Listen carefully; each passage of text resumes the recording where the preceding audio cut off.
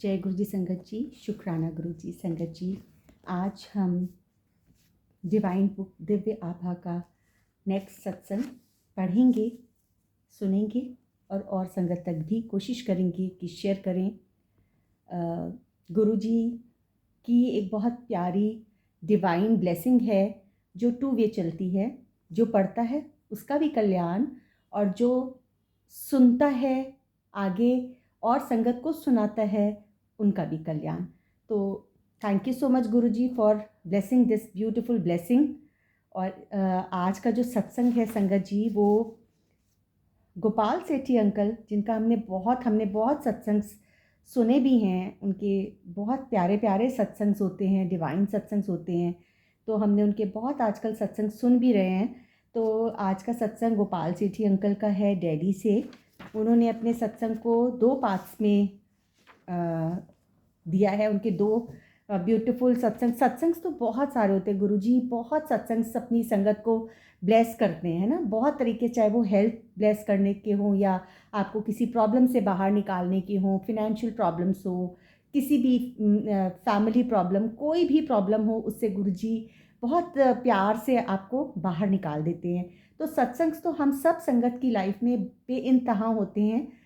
हमें बस अपनी कनेक्टिविटी को गुरुजी के साथ एकदम प्योर रखना है, डिवाइन रखना है, 1 to 1 रखना है। किसी की भी बातों में नहीं आना कि कोई कहे कि ये गुरुजी का मैसेज है, तुम्हारे लिए ये गुरुजी का मैसेज है, या गुरुजी मेरे ड्रीम दर्शन में आके तुम्हारे लिए ये कह के गए हैं। संगत जी, गुरुजी ने अगर आपको कुछ भी कन्वे करना है, वो आपको, अगर आपका कनेक्शन उनके संग स्ट्रॉन्ग है, आप गुरुजी के साथ अपने दिल की बात करते हो, अपनी मन की बात करते हो, तो आपकी इंट्यूशन भी इतनी स्ट्रॉन्ग हो जाती है कि आपको पता चल जाता है आपके लिए क्या सही है और क्या गलत है। गुरुजी आपको इतनी strong will power, strong intuition, strong telepathy के थ्रू आपको रिस्पॉन्स करते हैं कि आपको पता चल जाता है कि what is good for you and what is not. So आजकल सोशल मीडिया पे बहुत तरह तरह की चीज़ें आने लग गई हैं ना, कि ये होता है, इतने लोगों को शेयर करो और ये करो और इसको इग्नोर मत करो और इतने लोगों को आगे फॉरवर्ड कर दो, गुरुजी का ये मैसेज आज तुम्हारे लिए। सो जस्ट आप ऐसे लोगों की, जो लोगों को लोग ही हैं, संगत तो नहीं है, संगत होते तो इस तरह की पोस्टें ना बनाते, है ना। तो आप अपना कनेक्शन प्योर रखिए, गुरु जी के साथ 1 to 1 रखिए, डिवाइन रखिए। जो आपने अपने मन की बात को कहना है, आप डायरेक्ट गुरु जी के स्वरूप से कहिए, क्योंकि गुरु जी का स्वरूप नहीं है, गुरु जी साक्षात उस स्वरूप में विराजमान होते हैं। तो गुरु जी के साथ आप डायरेक्ट कम्युनिकेट कीजिए एंड वो आपको ज़रूर जवाब भी देते हैं ना। तो संगत जी, हम गोपाल सेठी अंकल का सत्संग कंटिन्यू करते हैं। जय गुरु जी, शुक्राना गुरु जी। 18 वर्ष की वेदना 18 दिन में समाप्त। मेरी पत्नी 18 वर्ष से रोग से ग्रस्त थी। 1982 में उसके शरीर की गांठें उभर आई थीं, जिनमें तपेदिक रोग के कीटाणु थे।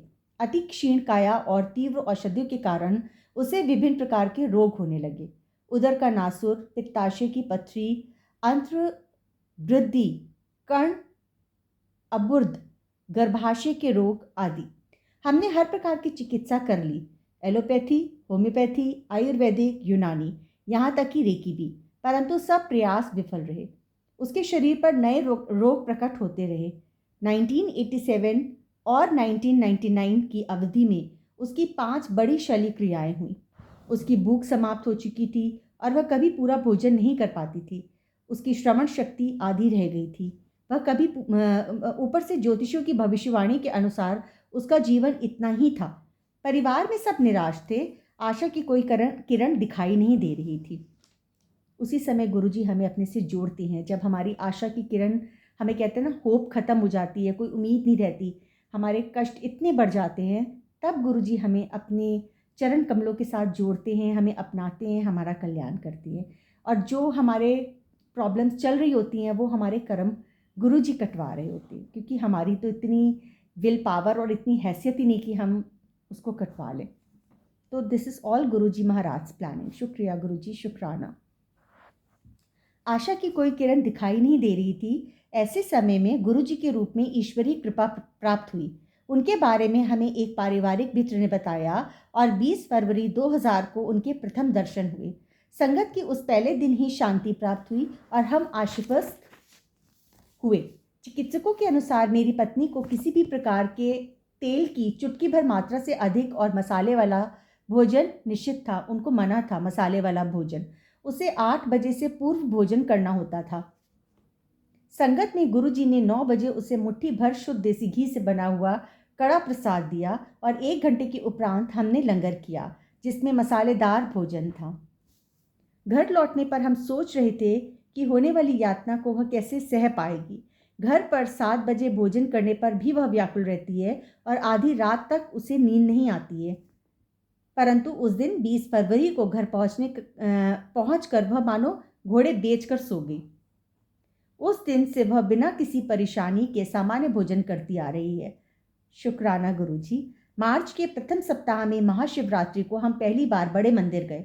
गुरुजी के आशीर्वाद, उनका प्रसाद और लंगर करते ही उसके सब रोग विलीन हो गए, समाप्त हो गए। उसे शरीर में एक अद्भुत स्फूर्ति और ताजगी का अनुभव हुआ।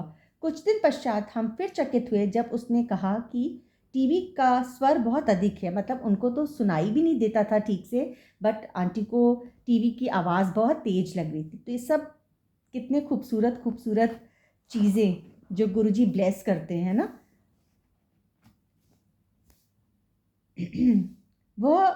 यह वही थी जिसे अपनी कमज़ोर श्रवण शक्ति के कारण फ़ोन की घंटी भी सुनाई नहीं देती थी। 18 वर्ष की वेदना 18 दिन में समाप्त हो गई थी।